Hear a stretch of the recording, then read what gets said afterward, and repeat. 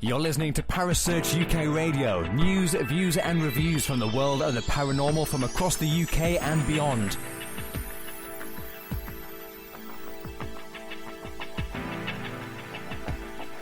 Find us on Facebook, Twitter and the World Wide Web. Parasearch UK Radio.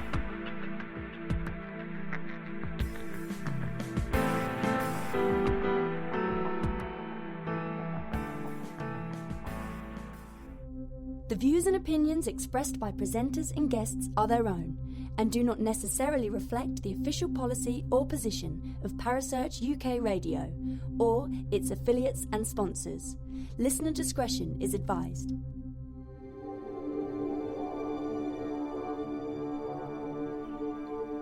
You're listening to Kerry Greenaway and Mark Manley on the Dark Mirror Paranormal Show, only on Parasearch UK Radio.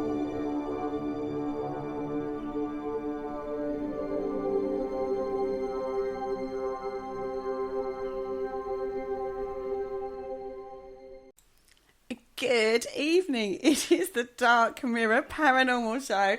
I am Kerry Greenaway and I am here with my lovely co-host, Mark Manley. Good evening, Mark. Yeah, good evening. You're right. Yes, I am gorgeous. I didn't say you were gorgeous. I just said you were lovely. I'm pushing it, so, you know.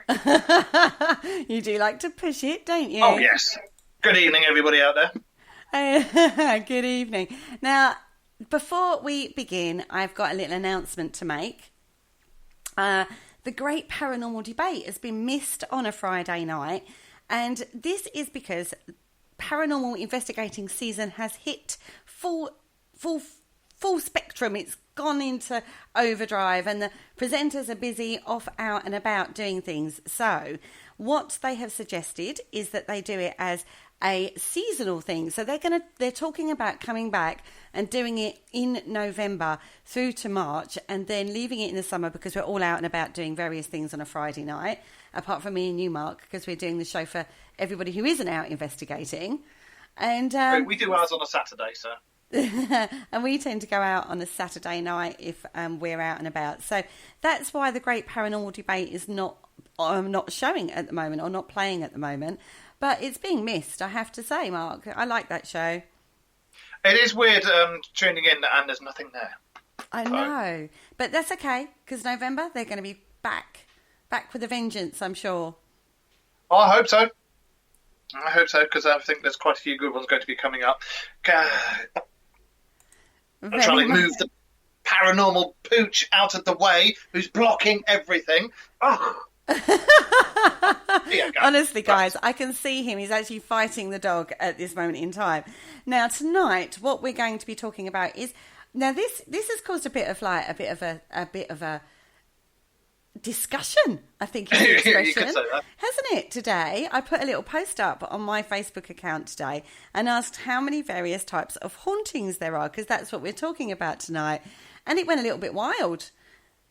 It did. It was nice, very good feedback and all that lot. A lot of opinions and no bullying. I like to see. There was no bullying at all. There was a lot of nothing at all. We like that, and there were some really, really good points. And there was what actually struck me was the main. It went from like some people were saying there were two types of hauntings to infinite types of hauntings. It's like I said. Nobody can actually truly be an expert in the paranormal because we don't know all about the paranormal. So we can only know a given amount. And yeah, you may know every single thing about that amount. It only makes you an expert in that particular field. So there may be loads and loads of different types of hauntings that we don't know about. Well, we've come up with a few, haven't we? Yes, we have indeed. We have. We've come up with quite a few. Now, out of the main ones on that post, there seems to be a general consensus of about 4, and that was intelligent, residual, poltergeist, and I hate to say this one, guys, I really do. It's the demonic one.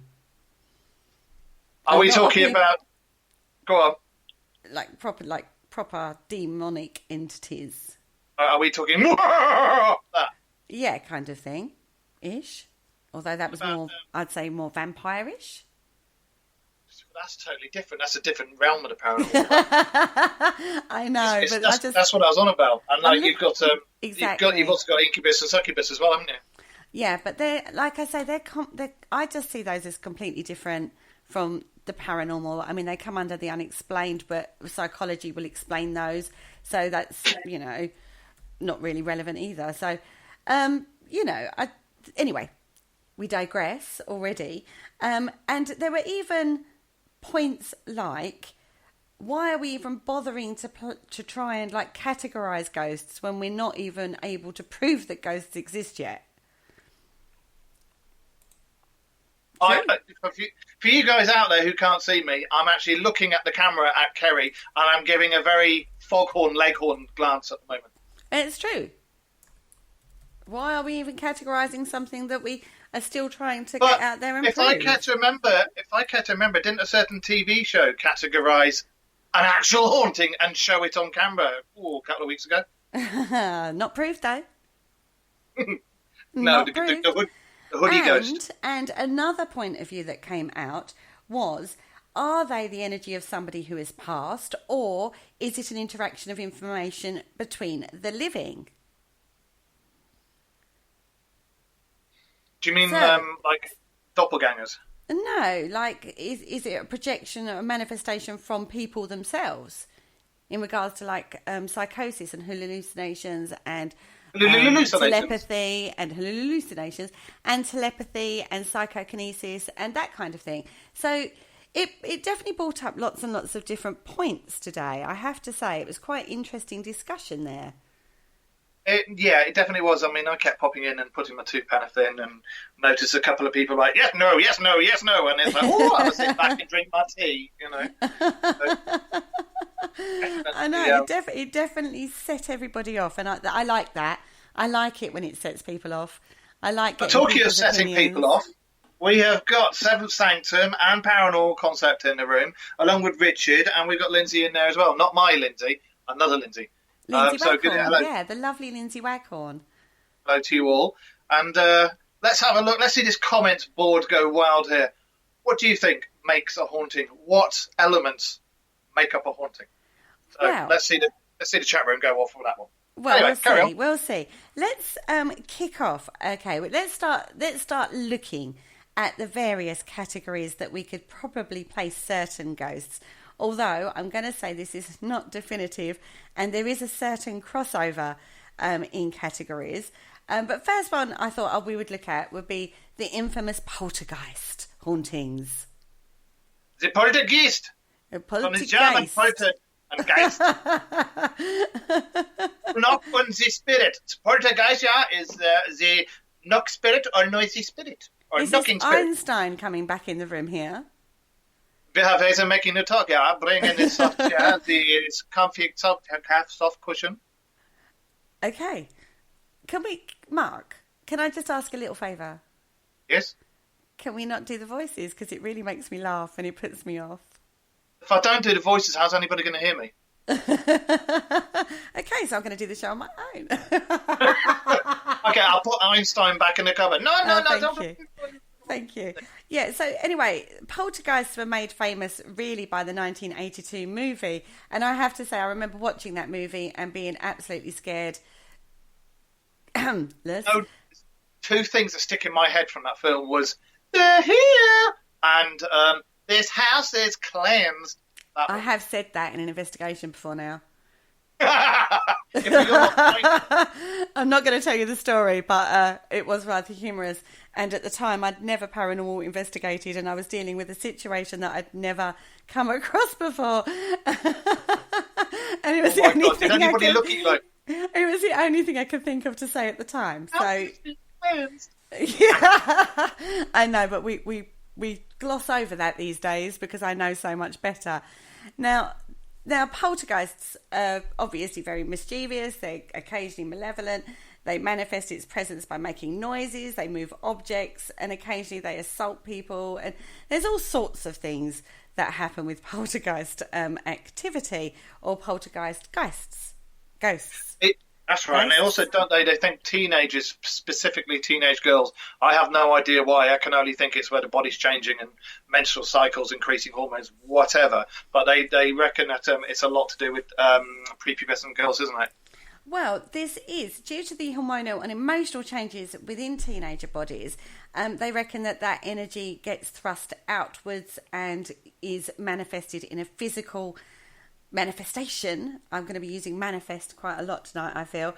And I also wondered if it happened at the opposite end of the spectrum from puberty, and whether or not menopause also was linked to poltergeist kind of activity, because there is something called recurrent spontaneous psychonesis, or RSPK for short. I know I'm getting all technical on you guys. I love it when you do that. You carry on. I know, and this was suggested by a parapsychologist called William G. Rule, and he said that this was the reason why poltergeist activity tends to occur around a single person, like a teenager who's got all these hormones racing or stuff like that. But I did wonder if you had a household where you've got a teenage kind of pubescent like girl. I mean, like our house. You had a menopausal woman in the like same our household. Well, it would be a nightmare to live in that scenario, but I wonder if those two denominators created energy. In regards, thinking about, if you think about the Enfield haunting, yeah, you had the teenage girls and you had the mother at that age as well. Whether or not, with the mixed bag of all those emotions and pheromones and God knows what else floating around, whether or not that was a factor. Well, I know there were issues with that investigation, that case study, because they were found to faking some of it. But I mean, if you think about the KTPL Reload show that has just played last Saturday night, which you can actually catch up on podcast. They spoke to Guy Leon Playfair. Yeah. And he was really interesting. So catch that show, guys, because that was a really interesting interview with the guy who was actually on, ground zero, as it were. Okay. There was that case in Germany of that 13-year-old girl who, and I think it was the maybe later now, about 1950s, who went to do, because back then you could do like T-boy, T-girl, stuff like that in offices at that age over there. And it was, people saw her, like she'd come out the kitchen making tea, walk down the corridor and they'd see light bulbs burst. So she walked along, the light bulbs would go poof, poof, poof, poof, behind her. She walked along. And they basically eventually asked her to leave. And as soon as she left the building, it all stopped. That's that was quite a famous case, that one. There's been quite a few of them like that. And again, it's been involving teenage girls. I haven't seen or investigated anything to do with, how can I put it, women, ladies on the change of life. I mean, I was married to one who went through the change of life, and that wasn't a haunting. That was just like hell, But and I've got one who's close to my lovely Lindsay. She's close to it now, but she's nothing like that. So, and I've got yourself. I've got two teenage girls in the house here, and to be honest, but it doesn't happen in every house, does it? I mean, not every pubescent teenager manifests poltergeist formed activity, and there are cases where it is not linked to a specific person. I mean, I came across quite a strange case regarding a town in Sicily in Italy that they were putting down to poltergeist activity, which is the Caneto di Caroni. I'm trying to say it fast so you don't hear my bad saying of this. The Canetti di Caronia. Yeah, there. Now, this was put down to poltergeist activity. Now, this was very strange, looking into this. It was like a house that fires just seemed to occur, and they sent in loads and loads of different authorities to try and explain this, but they couldn't. Yeah, I've seen a show on a TV program all about it, and they tested the wiring, they tested the substations, they tested to see if, because I think there was a military camp near there, they tested to see if they were using any high frequency or high UHF or high microwave equipment, and there was none of it.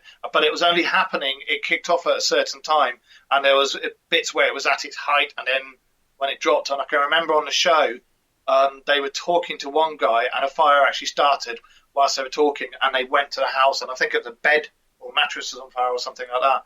Yeah, it was really strange. It was completely bizarre. Apparently, allegedly, there were 350 records about cases documented, witnessed, reported or caught on camera by common people, military, journalists, policemen and stuff, and people, lots of people. And they did lots and lots of tests as well. They did, I'm going to just list some of them. I'm going to just talk about some of the activity that happened because it was quite strange. Cell phones charging their batteries spontaneously, even when unplugged.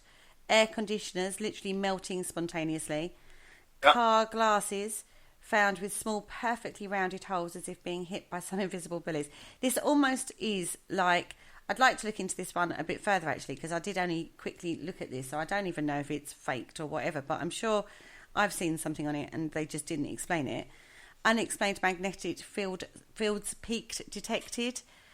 Compasses losing their orientation, car alarms ringing with no reason and randomly, mysterious deaths of animals both from the ground and the sea. Now, they sent lots of people in, a task force went in, they did aerial photo remote sensing, they did physical, geophysical, geochemical data assessments, they did oceanography, that's not right, I can't even say that word, oceanographics, Oceanographics. Something like that, anyway, where they looked at the ocean. They did detection and measurement by geo radar. They did magnetometer. See, tech words. I'm really bad at tech words. Electromagnetic field detections and monitoring, radio electronic spectrum monitoring. Oh, Carl Hutchinson in the chat room probably knows exactly what I'm talking about, and I have literally no idea what half of this is. All sorts of things they did to try and explain this, and the cause apparently is still unknown.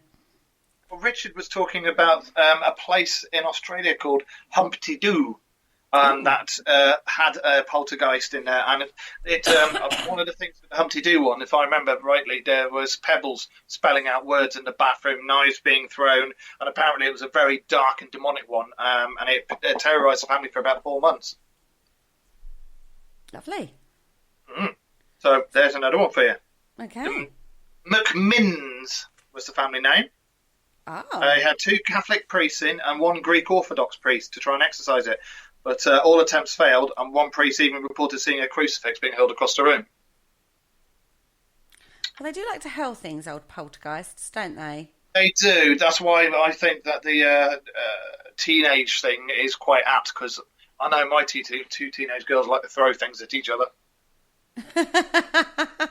Oh, bless them. You've got to love teenage girls. So whether or not this is an actual haunting or a manifestation, I mean, a manifestation from, like the energy that's created by hormones and goodness knows what else going on within a person that manifests out as activity is still really being looked at, isn't it? Yeah, exactly. They're still doing it now. The Rhine Research Centre, isn't it? They're still, the parapsychologists there are still studying the effects now, and they have their own various thoughts and theories onto what it could be. But to be absolutely honest, nothing's been proved as to what it can be yet, so it's all speculation. Of course, but isn't that the same with most of these that we're going to talk about tonight? Exactly. I mean, it's like Paul said, although Paul said in the chat room jokingly, it could, instead of it being a haunting, could it be an opening, to a parallel dimension, another doorway? You remember we discussed that with Ditwaford and Annan and all that stuff. And to be honest, he's right. A lot of them could be doorways, and something's coming in going, throwing the cutlery about, and then walking back out again and going, yeah, let them figure that one out. They're not going to know what it is. No, I have a problem with that. They don't shut the door afterwards. They don't wipe their feet. I have a problem with that theory because what's the point? If you're gonna use that kind of energy to open a portal through, then surely you would not bother throwing knives around or whatever manifestation of energy that you want to do. No, I have a problem with that in general. I have a problem with... I don't have a problem with interdimensions at all, but I do have the portal wormhole theory is not a... valid? I don't really... I have to think about subscribe that to more. it. Not really, in all honesty. There you go, Paul. You've just been told off. He hasn't been told off. I don't tell people off. Everyone has this concept of me that I go around telling people off, and I don't. She does, anyway. folks. She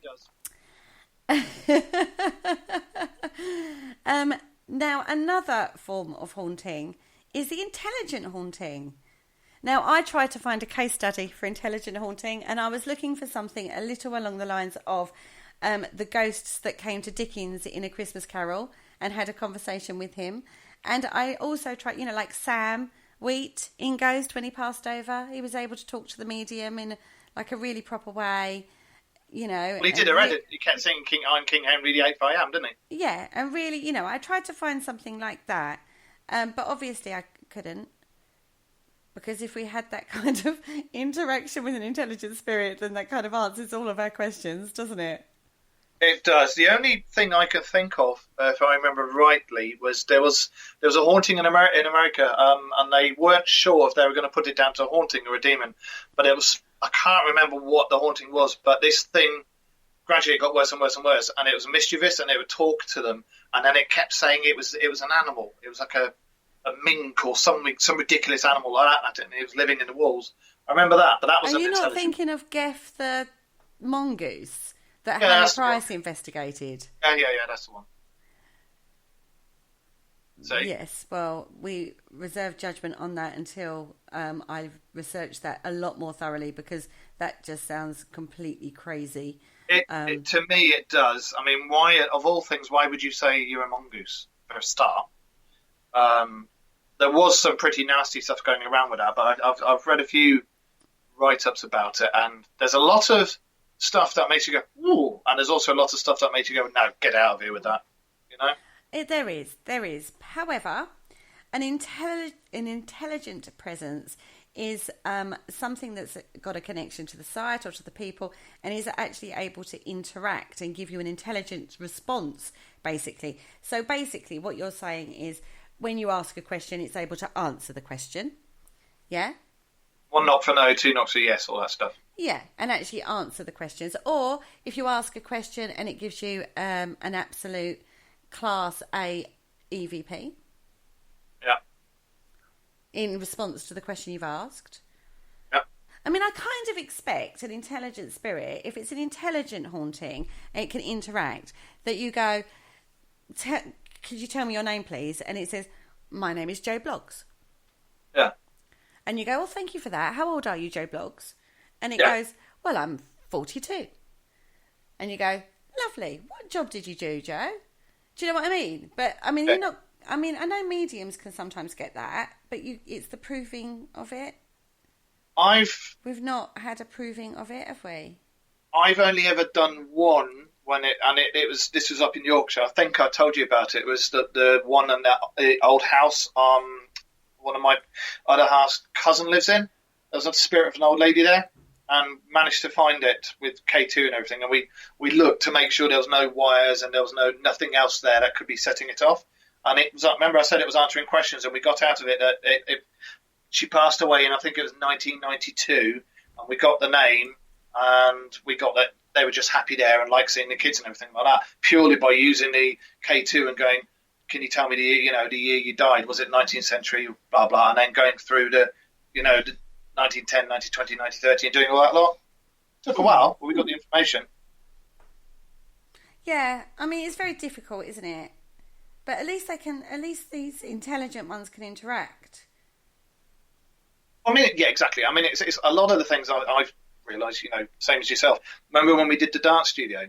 When we went downstairs and where people were experiencing stuff in that corridor, the other side of that, there was loads and loads of electricity meters, and it was all massively high EMF coming out into that corridor. I think that was causing a lot of the problems in that particular area anyway. So Yeah, electromagnetic fields can make you feel have physical responses to stuff, but that's not an intelligent haunting, was it? That was just a physical feeling that you got when you was down there. I don't think, apart from, I mean, have you had any case? Because I can't think of anything we've been on where we've had intelligent hauntings. There's been perhaps residual. Residual. Not necessarily intelligent. Oh, I don't know. It's very difficult to say with intelligent. I mean, to be fair, as I say, I know what I would expect from an intelligent haunting, but I don't know if I've ever come across one. I don't know. Yeah, no. I probably would, if I actually came across one, I'd probably be scared stupid. I'd be like, oh my God, it's actually answering us. I'm just looking at what's going on in the chat room here, and Richard Clements is saying, I don't think my ex-wife will come back as an intelligent haunting. I know that feeling. And Paul Rook has just said, how do you know the spirit you're interacting with is intelligent? They never disclose their IQ. They're so hysterical. Ladies and gentlemen, that is Paul Rook. Moving swiftly on. Okay, so anyway, intelligent is quite a controversial one, I would say, because there's a lot of cases out there, people say it was an intelligent haunting, but when you dig deeper, is it intelligent or could it be classed as something different? I don't know. It's subject to perception, I would say. Exactly, exactly. Paul takes a bow. Yes. Him. Yeah.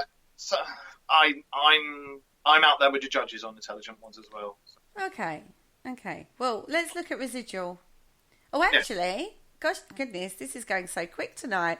Let's take a quick break, and then afterwards we'll talk about residual hauntings. Because we get into a whole new realm. Oh, hello. You're tripping over your words there. I am. I'm always tripping over my words. Right. Let's take a quick break. Okay.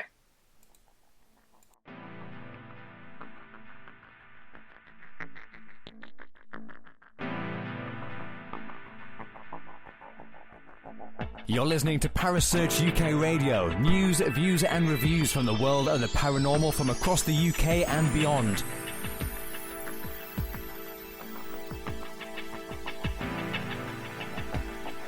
Find us on Facebook, Twitter and the World Wide Web. Parasearch UK Radio.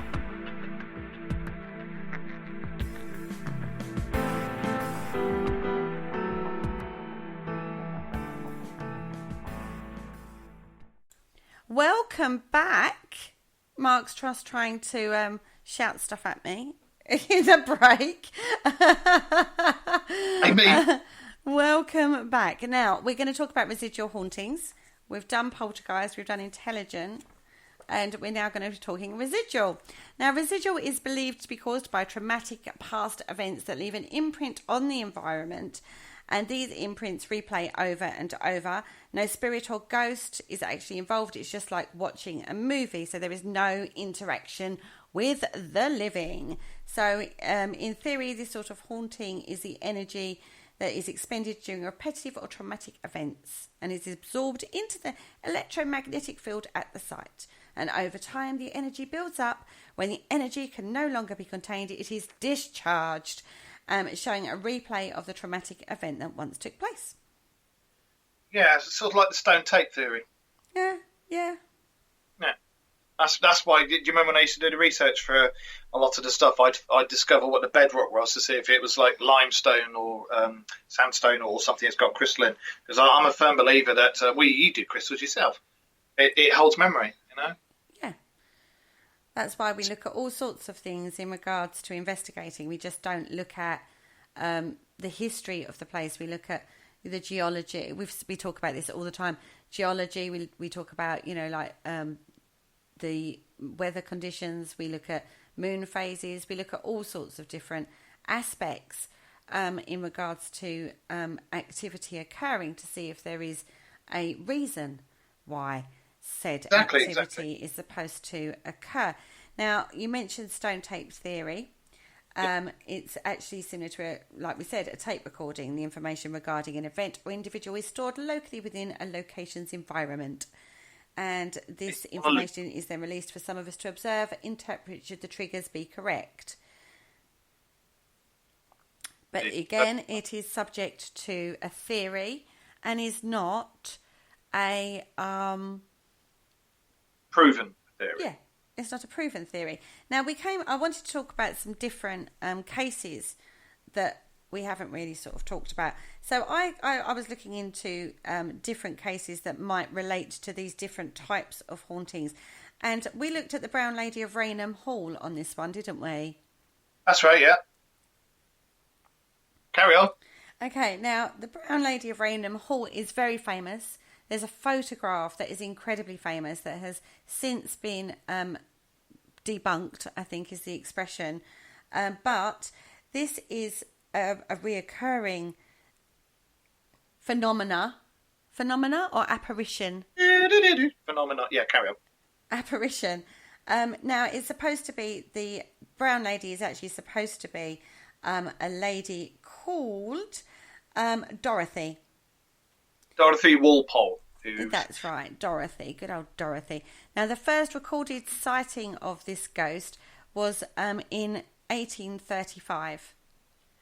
And this was seen by lords and colonels and all sorts of people. And, the reason that they know it's the same person is because she always wears this, brown dress. And she has very empty eye sockets, apparently. Now, as I say, it's one of the most famous photographs out there, I would say, of an alleged ghost. Yeah. Don't you agree? Yeah, no, sorry, I was just actually reading right into that there. My apologies. Raynham Hall. Yeah, and I was just reading about Dorothy was in fact entrapped by the Countess of Wharton. She invited Dorothy over to stay for a few days, knowing that her husband would never allow her to leave it, not even to see her children. She remained at Raynham Hall until her death in 1726 from smallpox, and she was actually the sister of Robert Walpole, who's generally regarded as the first ever Prime Minister of Great Britain. Yeah. Well, there you go. There's your traumatic event that would imprint. Exactly. That was it. Because, back then, they used to do some horrible things to people anyway. Brick walling in and Victorian dad, you're not going anywhere. Victorian husband, you're not going anywhere. You'll do what I say. Just unfortunately not very nice for the people it's being done to. And, yeah, boom, straight away. That's going to give out a lot of negative energy. That's right. Now, the next reported sighting of this brown lady was made in 1836. Now, I've actually been in contact with Raynham Hall, and they won't talk about it. They won't? No. Oh. They will not talk about it. I spoke to the lady of said manor, and she will not talk about it. She said, no, we don't discuss that at all. And I was like, oh, but, we're a radio station. We discuss things really sensibly. Not on a Friday, but generally the rest of the week. And she was, no, not at all. So I was like, okay, thank you anyway. Thank you very much.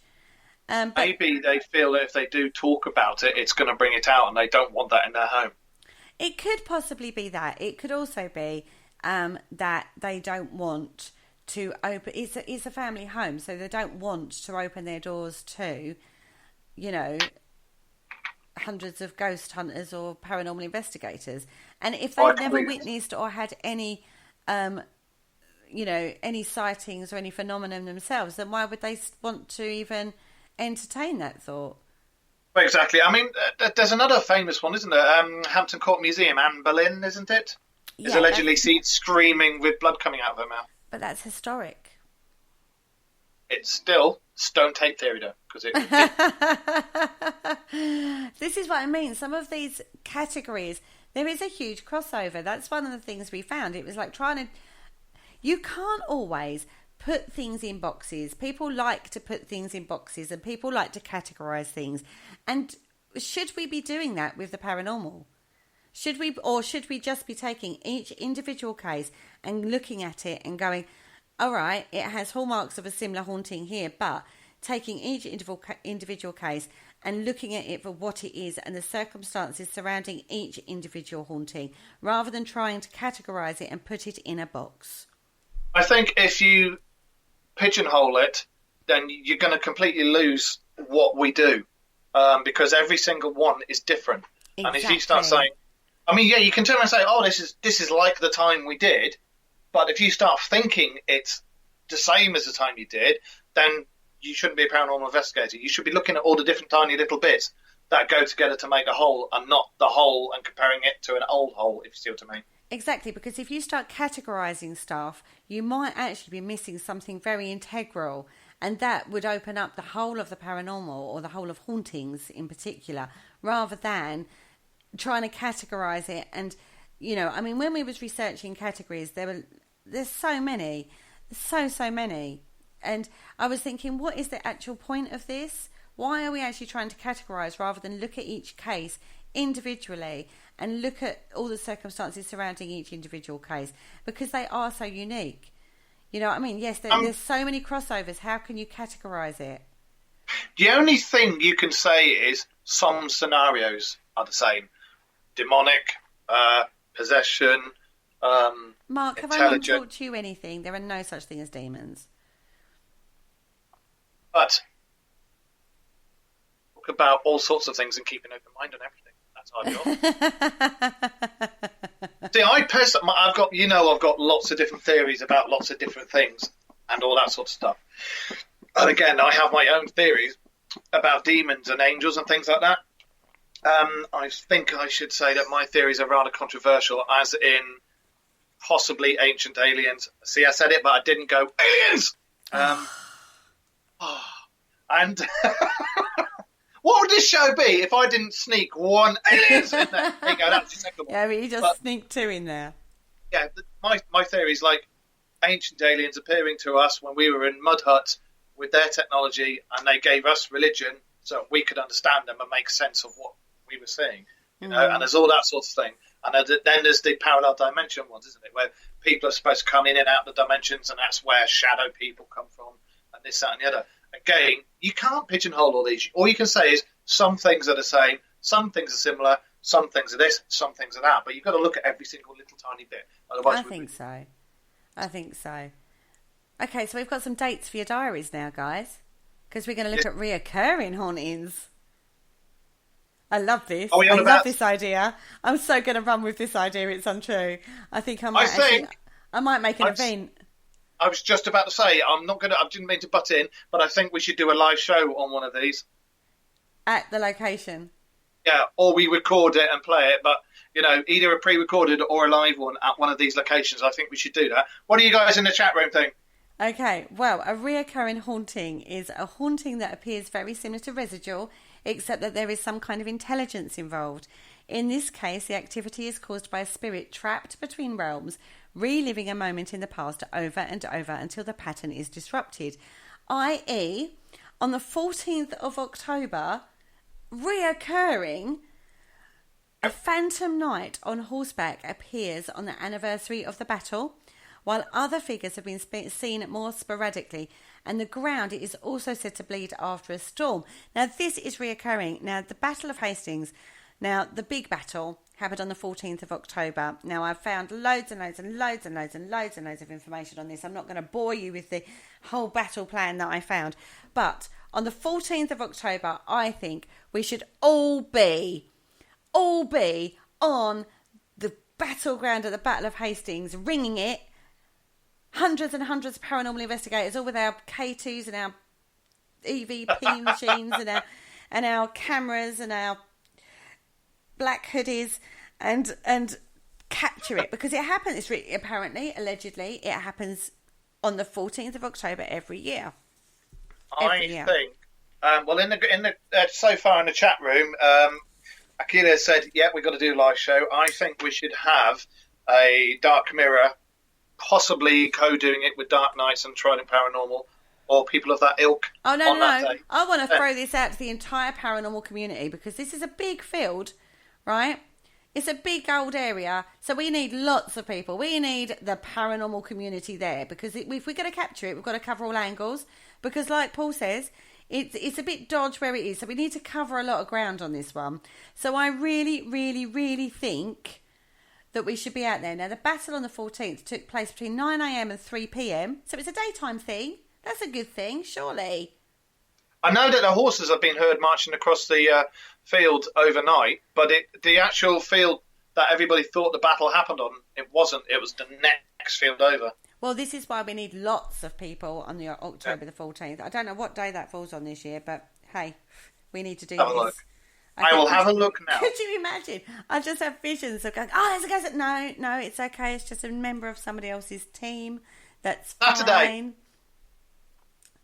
Is it a Saturday this year? Yeah. Oh, that's going to have to happen, I feel. I think that would be a good idea. Lots of teams out there covering both fields. Now, I have another date for your diary. Okay, guys. On the... what date is it? The 19th of May. Oh, that's coming up. The 19th of May at Blickling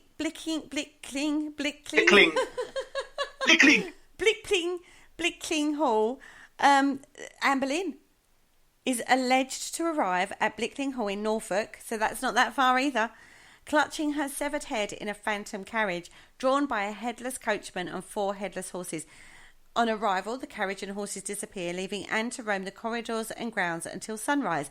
Well, she's not just like appearing and disappearing. She is literally just wandering. We should be able to follow her. I think we should look into this one. I think this would be rather good one to. I don't know if we've got the time to do it, but I think we should look into that and see if we can if they'll let us do a broadcast from there. I love the way you take this so seriously. Yeah, I'm ready. I'm reading it. I think that's cool. I think it's cool, and if it does happen, we could be the first paranormal radio station to actually capture, well, a real live ghost, not just like not just a superimposed back of somebody, but we get an alleged back of somebody. Alleged. Anne Boleyn doesn't wear a hoodie, so we'll know it's her. Well, she should be in full dress. Well, she'll be headless, according to this, and have a phantom carriage drawn by a headless coachman and 4 headless. Why would that coachman and the horses be headless? Is my question on this. Because they've got to be like the Queen. She said to them, "Oh, you've got to be like me. That's it." Could you imagine? That would be so funny. That would be hilarious. And the horses. If the horses pulling the coaches were headless as well, that would just do it for me. There'd be a live broadcast, but I'd be laughing pretty much the whole way through it. Oh, see, now Richard has just burst our bubble on this. Richard in the chat room has just said anniversary hauntings are very clever, as they also have taken into account we lost 12 days when we changed over to the Gregorian calendar in the 1700s. It's always one. So we won't be there it's on the right day. It's very true. Day. It is very true, though. So does that mean we've gone past said date? Or would that make it We've lost 12 days. Then the 19th, put that 12 days back. That would make it the 13th. No, I'm being silly. The 3rd? No.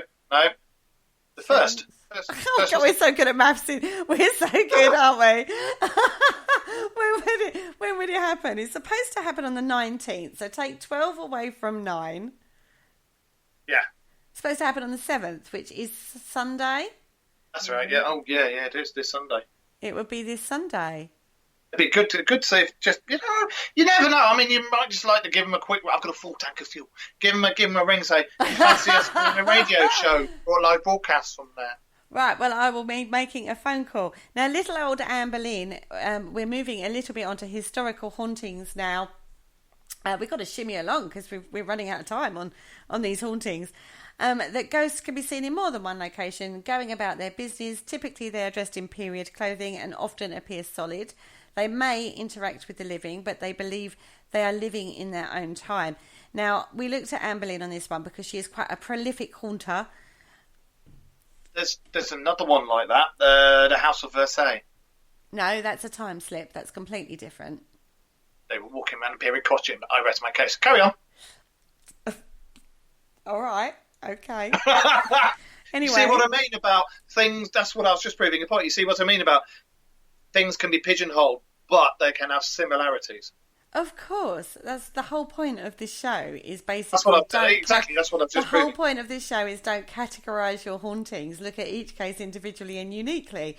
That's the whole point of this show. And So anyway, Anne Boleyn, she is supposed to haunt Tower Green in the Tower of London. She's also said to walk the Queen's house to the chapel of St. Peter ad Vinicula. She is also supposed to haunt Hever Castle, Windsor Castle, Hampton Court, Rochford Hall, Blickling Hall. She gets about a bit. She's a bit, like I say, she's a prolific haunter. She was an Definitely gets about attention it. seeker in life, so she's an attention seeker in death. I think we could go with that one. We've got people in the chat room want us to do a live broadcast from a historical haunting. Yeah. Well, a reoccurring historical haunting. Yeah. So well, we'll see what we can do for you guys. Let me phone Blickling Hall tomorrow and we'll see what we can do, but I doubt it, but we'll see. I'm not going to discount it. Just want to give a quick shout out. My goddaughter, my beautiful goddaughter is in the chat room tonight, Gabby, and I love her. So thank you for tuning in, Gabby. Hello, Gabby. So thank you for tuning in. I'm thrilled. Gabby. Anyway, another kind of haunting is haunted objects. What do we make of haunted objects?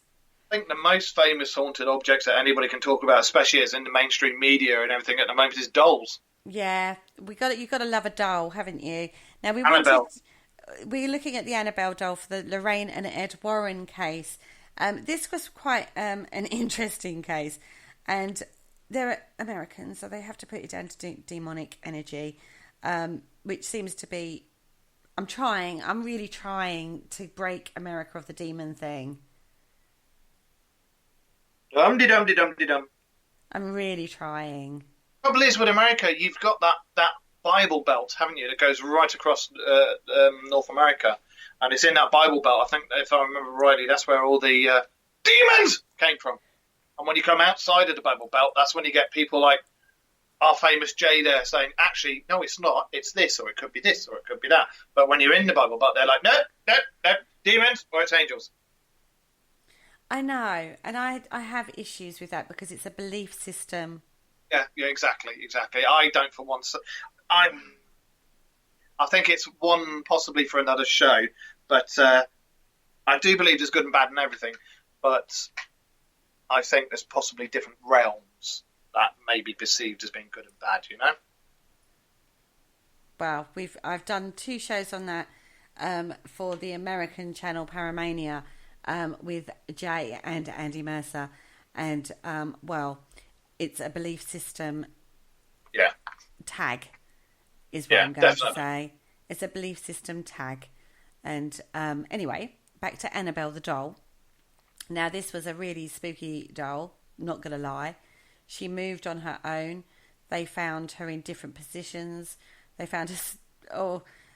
Really freaky doll. I mean, I don't like dolls anyway at the best of times, but this doll was. I've actually seen that doll. I've actually seen the doll. Saw the program about it, and it's not something I want in my house. I'll tell you that. No, but the explanation given. I mean, they had a medium and a séance and all sorts in, and the medium comforted the people that owned the doll and said, she wants to stay with them to feel loved, but. Ed and Lorraine Warren said that this was a case of an inhumane demonic spirit that was essentially in the infestation stage of phenomenon, and it first began moving the doll around the apartment by means of teleportation to arouse the occupants' curiosity, in hopes that they would give it recognition. Then, predictably, the mistake of bringing a medium into the apartment to communicate with it made the inhumane spirit now be able to communicate through the medium, which preyed on the girl's emotional vulnerabilities by pretending to be a rather harmless, lost young girl. And then basically, through the séance that they did, the lady that owned it, Donna, gave permission for the doll to haunt the apartment. And then it set about causing negative phenomenon to occur. It aroused fear through the weird movements of the doll. It brought about the materialisation of disturbing handwritten notes, the symbolic drops of blood on the doll, and ultimately it even attacked the flatmate Lou, leaving behind the symbolic mark of the beast, allegedly. The next stage of the infestation phenomenon would have been complete human possession. However, the Warrens felt it appropriate to have the apartment cleansed and remove said doll, which now lives in their museum behind a glass case. That's right, yeah. Another thing I would like to say about dolls, I'm just going to quickly mention it. Have you ever heard about the Isla de las Muñecas, the island of the dolls? Oh, yes, that's a freaky place. I think we should do a show on that one day, because that's, or at least half a show. Oh, I thought you were going to say, I think you should visit it. I was definitely going to say, no, I'm not going to ever visit that. It's not no. I am not going there. But we could do a show on it, yes. Exactly. But that's, again, similar thing.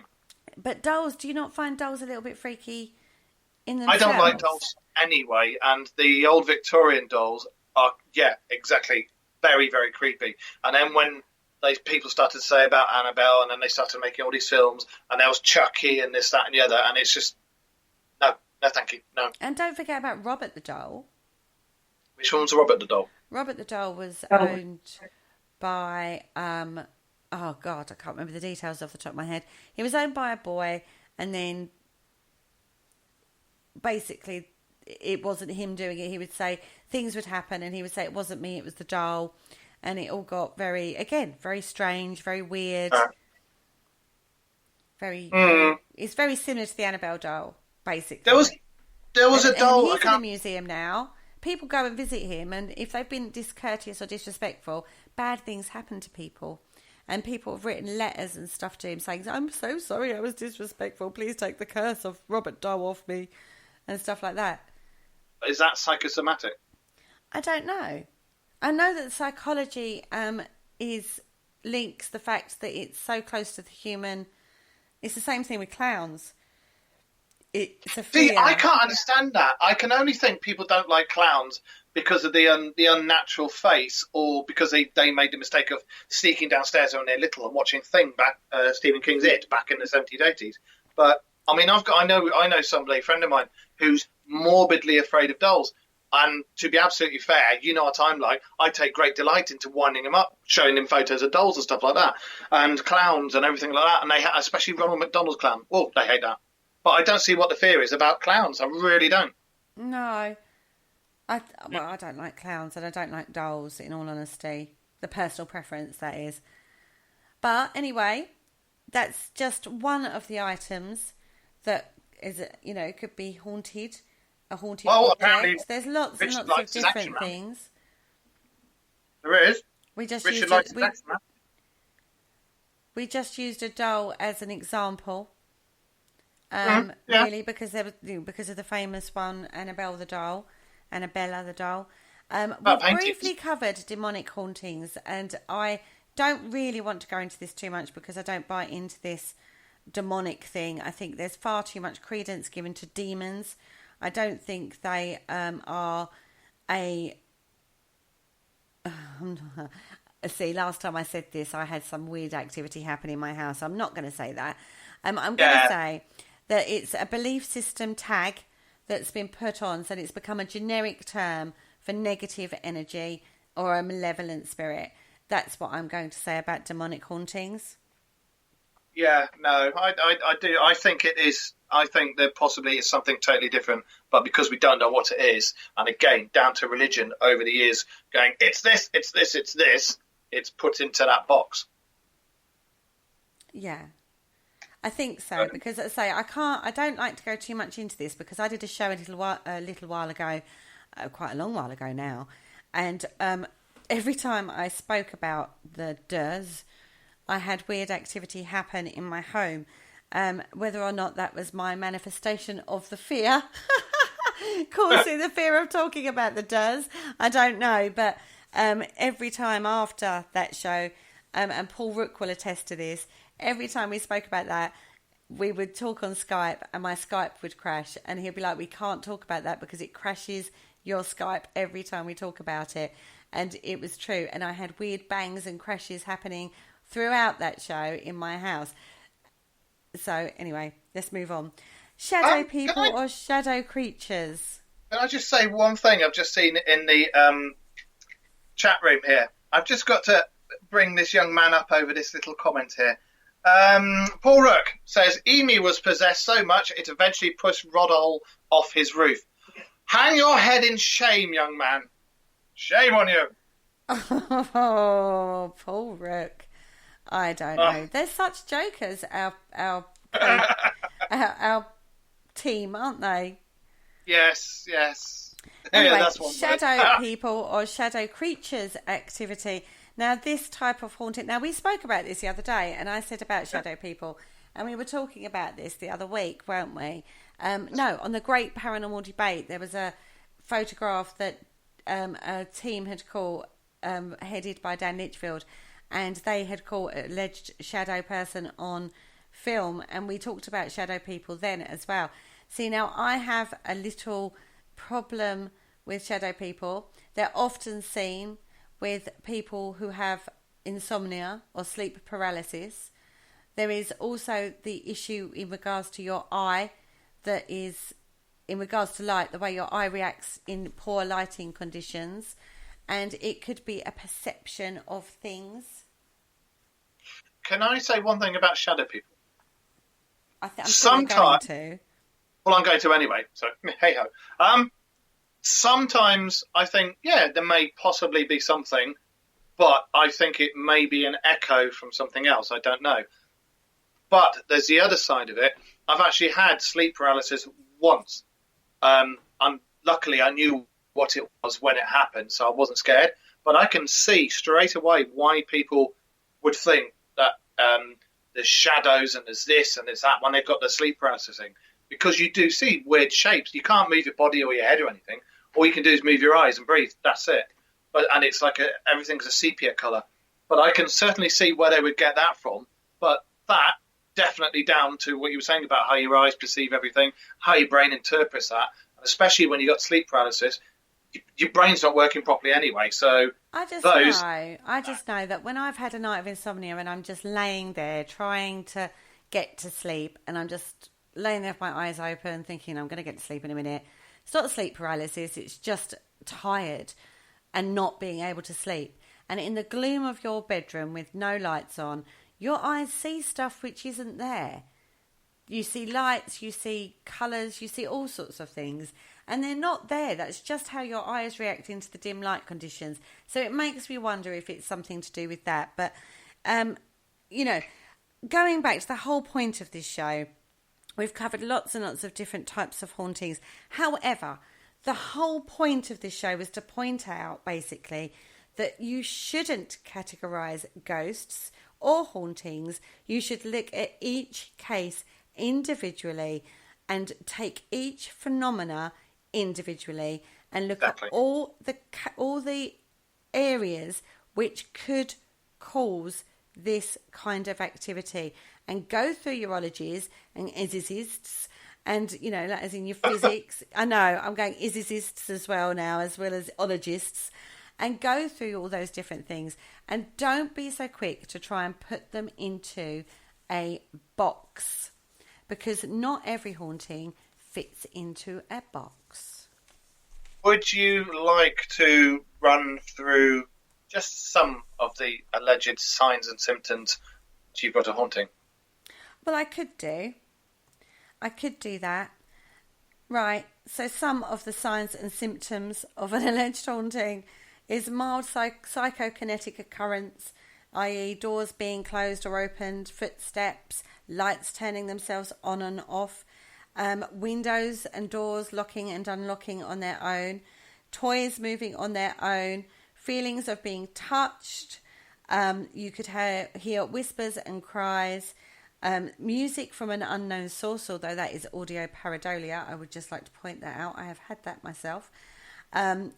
Voices of people that being spoken out, cold and hot spots, unexplained smells, physical assault, levitating or moving objects. Oh my goodness. Physical illness with no relief from medication, although I would always seek medical advice on that one. Fatigue, sleep disturbances, stress, all that sort of thing. Frequent nightmares and objects missing and found in unexpected places. And that is basically it.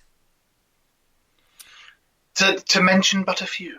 To mention but a few, I have just covered a few, but scientifically, they are just headers. We have not covered the science behind half of those. Just giving a brief insight into it, and hopefully giving you guys out there listening land something to mull over and think about. And just to reiterate, I do not believe you should categorise your ghosts. I think you should, or hauntings rather, you should look at each case individually and build a case. Exactly, and as Paul says, if you're trying to build a ghost in a box, it just walks straight through the sides of it anyway. Ladies and gentlemen, Paul, when we go out with Trident Paranormal, he's our boss, sort of. But he's got the worst dad jokes I've ever heard. I don't know, I've heard quite a few from Richard tonight. And on that note, that is the end of our show, Mark. Well, I enjoyed that. What are we going to be talking about next week? And who are we talking about? Or who are we talking to? Or what are we doing? We are interviewing the lovely Dave Spinks again. We tried to interview him before, but the connection was absolutely awful. So we're hoping upon hope that now the weather's better, it's all going to be good to go, and we get to talk to Dave Spinks live in the studio next Friday at 9 p.m. Tomorrow night on Parasearch UK Radio, we have the lovely Nick Redfern talking on the KTPF Reload show. That kicks off at 9 o'clock. And then we're back on Monday with Jay and Teresa on Monday, Penny G. Morgan on Tuesday, Paul Rook on Tuesday, Penny G. Morgan on Wednesday, Kerry and Carter with Seventh Sanctum on Thursday, and then we're back on Friday with Dave. Yay! So on that note, thank you so much for listening. Help us spread the word. Join us on Facebook and on Twitter. If you liked the shows that you're listening to, please feel free to share them out to your friends. Tell everybody about us, and we shall see you all on other shows. Good night, everybody. It's good night from me, and it's good night from her. Good night.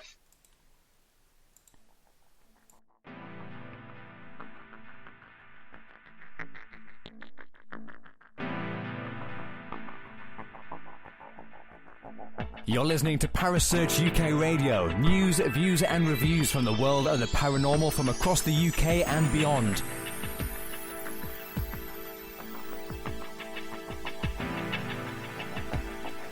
Find us on Facebook, Twitter and the World Wide Web. Parasearch UK Radio.